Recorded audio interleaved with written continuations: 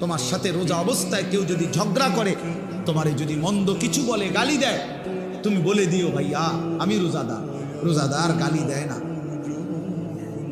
রোজাদার ঝগড়া করে না ভাইয়া, রোজাদার নাফরমানি করে না। ফালিয়াকুল ইন্নী ইমরুউন সাইম। নবীজি বলেন বলে দিও তুমি ভাইয়া আপনি আমার আরো অনেক কিছু বলতে পারেন, আমি রোজাদার, আমি রোজাদার। রোজাদার গালি দেন। রাসূলুল্লাহ সাল্লাল্লাহু আলাইহি ওয়াসাল্লাম বলেন লাইসাল মুমিনু বিত্তাআন ওয়ালাল লাআন ওয়ালাল ফাহিশ ওয়ালাল বাদী।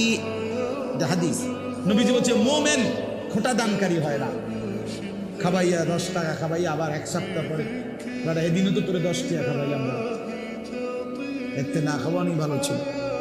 তা আল্লাহ নবী সাল্লাল্লাহু আলাইহি ওয়াসাল্লাম বলেন মুমিন খোঁটা দেয় না, অনুগ্রহ করে কি দেয় না, খোঁটা দেয়। ওয়ালাল লাআন, মুমিন কাউকে লানত দেয় না।